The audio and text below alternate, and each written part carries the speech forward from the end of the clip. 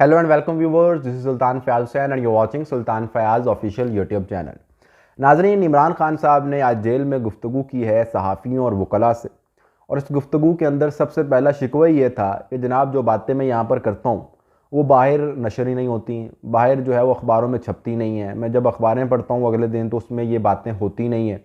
तो मीडिया के ऊपर सेंसरशिप का शिकवा किया है उन्होंने, लिहाजा हम आप तक ये बातें पहुँचाने की कोशिश कर रहे हैं और आपको बताते हैं कि खान साहब ने आज क्या गुफ्तगू की है पाकिस्तान तहरीक इंसाफ के कारकुनान के हवाले से। उन्हें क्या हिदायत दी हैं, क़यादत को क्या हिदायत दी हैं, ट्रंप को क्या कहा है, आसिम मुनीर को क्या कहा है, और इसके साथ साथ Nawaz Sharif, Zardari, chief election commissioner, काजी फायज़ ईसा, सब के हवाले से उन्होंने आज गुफ्तगू की है। तमाम वो मौज़ूआत जिन पर आप इमरान खान की राय जानने की कोशिश कर रहे थे उन्होंने आज उस पर अपनी राय दी है। तो इस वीडियो के अंदर आपको वो तमाम गुफ्तगू सुना देते हैं, बता देते हैं। तो सबसे पहले तो आपसे गुजारिश है कि चैनल को अगर अभी तक आपने सब्सक्राइब नहीं किया तो चैनल को सब्सक्राइब कर लें। कमेंट सेक्शन में जाकर अपनी राय का इजहार ज़रूर करें और अगर वीडियो पसंद आए तो वीडियो को लाइक और शेयर भी लाजमी करें। तो सबसे पहले आपको बताते हैं कि खान साहब ने बात की है जमहूरियत की, और जमहूरियत के हवाले से उन्होंने कहा है कि मुल्क के अंदर अब जमहूरियत सिर्फ बराए नाम रह गई है। मुल्क के अंदर अब जमहूरियत नहीं है लेकिन सिर्फ जमहूरियत का नाम है। और उन्होंने कहा कि अदलिया आज़ादी की ज़मानत होती है लेकिन अब नहीं है। 26वीं आइनी तरमीम की तरफ इशारा कर रहे हैं कि वैसे तो किसी भी मुल्क के अंदर, जमहूरी मुल्क के अंदर अदलिया जो है वो आज़ादी की ज़मानत होती है, बट यहाँ पर तो अदलिया खुद ही आज़ाद नहीं रही। तो इसलिए आगे चलकर इस पर मज़ीद वो बात करते हैं तो उसमें आपको क्लियर हो जाएगा कि वो क्या बात करना चाहते हैं। उसके बाद फिर उन्होंने मीडिया पर जो सेंसरशिप है उसकी बात की कि मीडिया के ऊपर जो है वो मेरे बयानात नहीं छपते, मैं अखबारात पढ़ता हूँ, उन अखबारात में मेरे बयान नहीं होते, तो इस वजह से सेंसरशिप का जो ये मामला है ये चल रहा है। तो उसके साथ साथ उन्होंने ये भी कहा कि जो मामलात हैं ये सेंसरशिप वाला ये बड़ा बुरा मामला है। तो लेकिन ये बात जो है इमरान खान साहब की ठीक है कि इस वक्त वाकई ही उनके नाम पर और उनके बयानात के ऊपर एक ख़ास सी सेंसरशिप है, बल्कि बहुत कड़ा मामला है। टेक्निकल वजूहात की बुनियाद के ऊपर भी उनका जो है फुटेज, अगर किसी फुटेज के अंदर उनका नाम हो तो वो भी टेक्निकल वजूहात की बुनियाद पर जो है वो चलाने से मना कर दी जाती है। टेलीविजन के ऊपर, जियो के ऊपर अभी जब ट्रांसमिशन हो रही थी तो हामिद मीर ने किसी का क्लिप दिया कि जनाब ये चला दें ज़रा, ट्रंप का मेरा ख्याल है वो क्लिप था, लेकिन उन्होंने नहीं चलाया। कहा जी के टेक्निकल प्रॉब्लम्स हैं।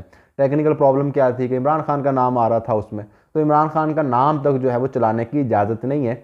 इस हद तक सेंसरशिप है। लेकिन ये कोई पहली मरतबा इस किस्म की सेंसरशिप नहीं है। इससे पहले नवाज शरीफ के ऊपर भी इसी किस्म की सेंसरशिप है।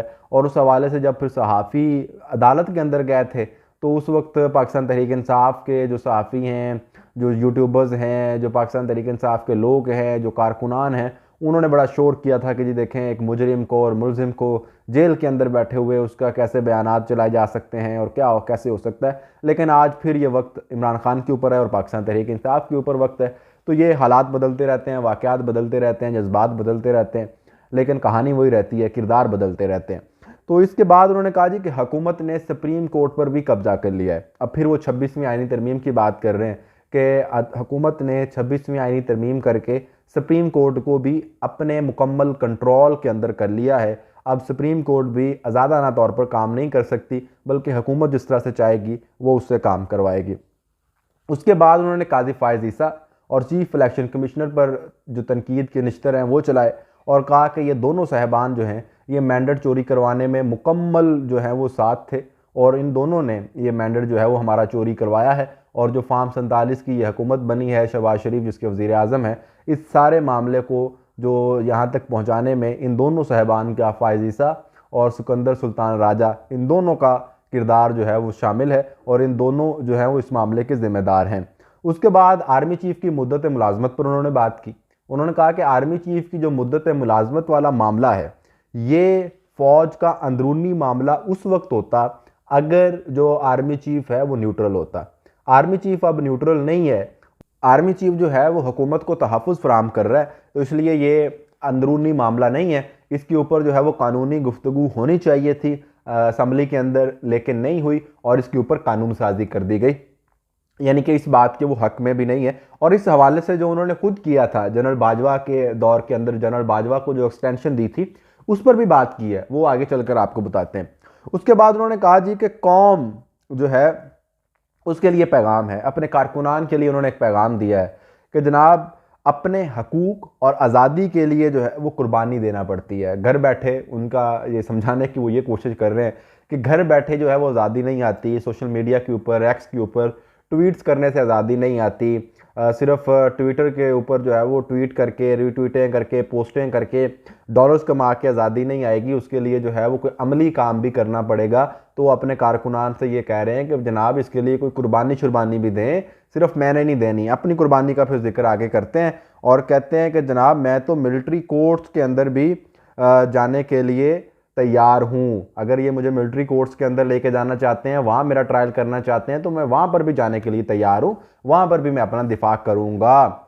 उसके बाद फिर ट्रंप की बात की। ट्रंप जो कि 47वें सदर बने हैं अमेरिका के, उनके बारे में उन्होंने बात की और सबसे पहले उनको मुबारकबाद दी और उनको बतौर सदर पाकिस्तान के लिए खुश आइंद करार दिया और कहा जी कि जो ट्रंप हैं वो बेहतर साबित हो सकते हैं और उनसे उम्मीद जाहिर की कि जनाबे वाला आपसे उम्मीद हमें ये है कि आप न्यूट्रल रहेंगे, जो बाइडन की तरह जो है वो किसी ऐसे मामले के अंदर नहीं पड़ेंगे। उन्होंने कहा जी कि हुसैन हक्कानी के ज़रिए जनरल बाजवा की तरफ जो बाइडन है उन्होंने ये सारा काम किया और रजीम चेंज के अंदर डोनाल्ड लू और बाजवा और हुसैन हक्कानी के साथ मिलकर जो बाइडन ने जो है वो मेरी हुकूमत गिराई।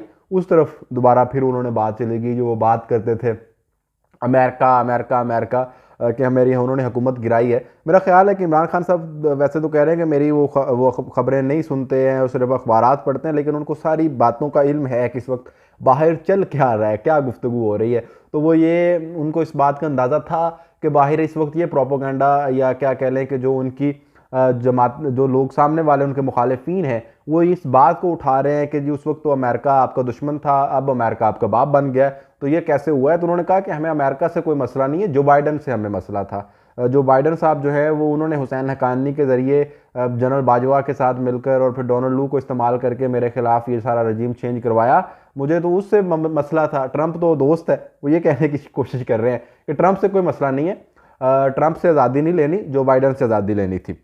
तो अब जो बाइडन चला गया है तो ट्रंप जो है वो उनके ख्याल में वो रहेगा, न्यूट्रल रहेगा।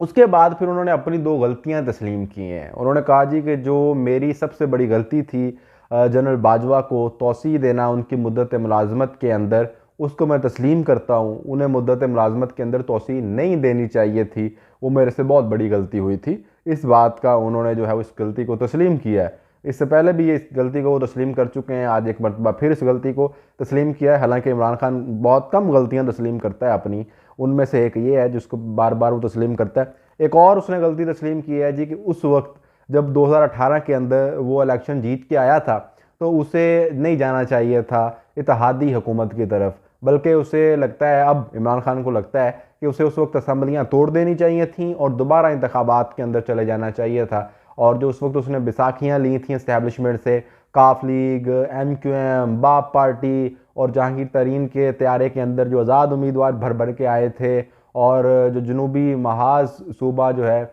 उसका एक सारा मामला था जिसके अंदर खुसरो बख्तियार और उस्मान बुज़दार और ये सारे लोग आए थे दीगर सियासी जमातों से निकाल के, ये राजा रियाज ग्रुप और सारे ग्रुप जो हैं वो पाकिस्तान तहरीक इंसाफ के अंदर जब वो शामिल करवाए गए थे, उनका ख्याल है कि उनके बगैर उनको जो है वो हुकूमत बनानी चाहिए थी और उसके लिए उनको दोबारा इंतखाबात करवाने चाहिए थे और सिंपल मेजोरिटी लेकर आना चाहिए था।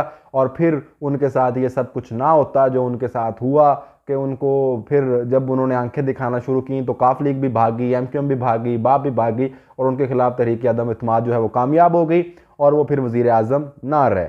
अब ये सारी बातें जो हैं उन्होंने इसके अंदर की हैं, लेकिन खान साहब के अपने दौर के अंदर भी तो ये सब कुछ होता रहा।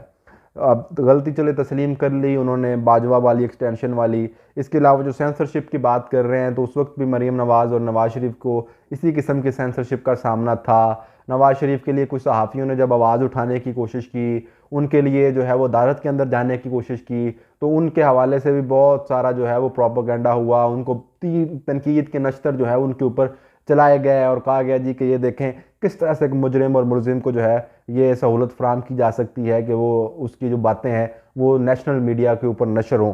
तो ये सारी चीज़ें उस वक्त चलती रही हैं। इमरान खान बात करे, नवाज़ और जरदारी की बात ना करे, ये हो नहीं सकता।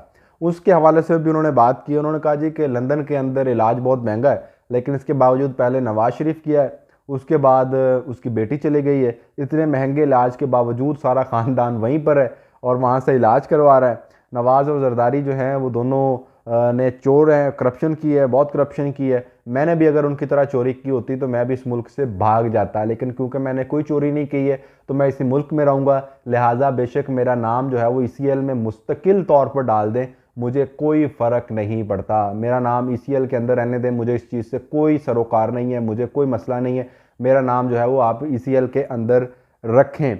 उसके बाद उन्होंने अपनी ख़ानदान की कुर्बानियों का भी जिक्र किया और कहा कि उनकी 2 बहनें जो हैं वो उनको भी जेलों में डाला गया। उसके साथ जो है उनका भांजा जो है वो 1.5 साल से मिलिट्री जेल के अंदर है, मिलिट्री तहवील के अंदर है और वो उनका ख़ानदान जो है वो कुर्बानियाँ दे रहा है। इसके साथ साथ जो है वो खुद भी मिलिट्री कोर्ट्स के अंदर जाने के लिए तैयार हैं और वो भी जेलों के अंदर पड़े हैं। कौम को चाहिए कि वो भी बाहर निकले और अपने हकूक़ के लिए लड़े और आज़ादी के लिए लड़े।